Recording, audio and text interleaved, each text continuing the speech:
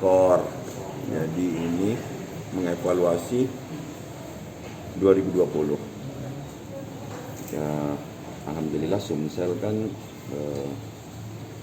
relatif bebas asap lah ya, relatif ya 2020. Namun tetap ada juga hotspot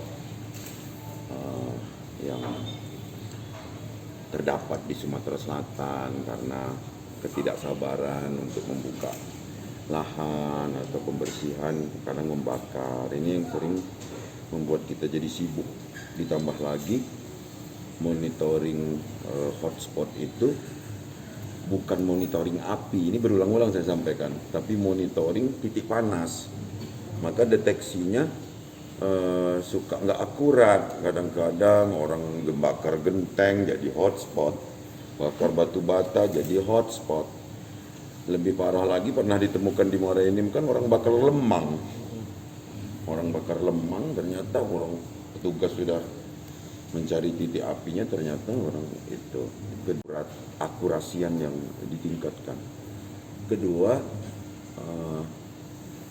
kita beberapa teknologi tetap saja kalah dengan curah hujan yang diberikan oleh Sang Pencipta kan, yang membebaskan kita dari asap. Itu artinya curah hujan ini sangat membantu di 2020. Bukan berarti kinerjanya tidak ada, tapi dibantu juga karena kemarau basah. Nah ini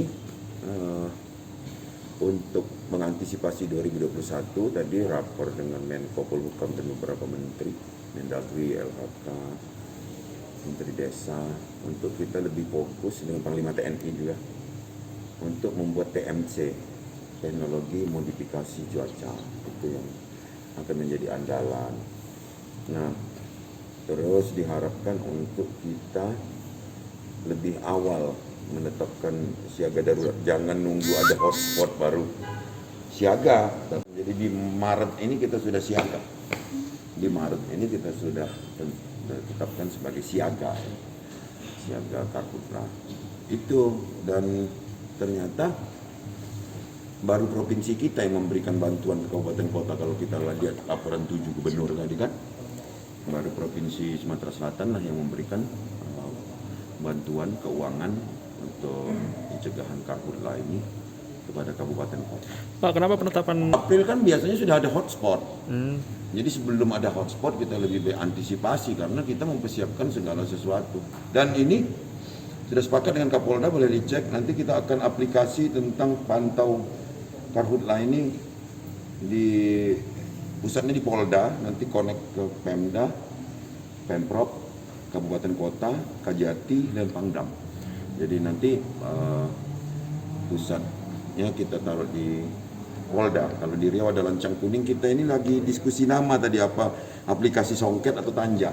Itu kelola provinsi. Kalau yang kemarin 45M untuk bantuan kabupaten kota, yang di provinsinya begitu. peruntukannya untuk apa Pak? 30M itu Pak? Dari mulai buat sekat kanal sampai peralatan lain. Jangan lupa subscribe, share, komen, dan like ya.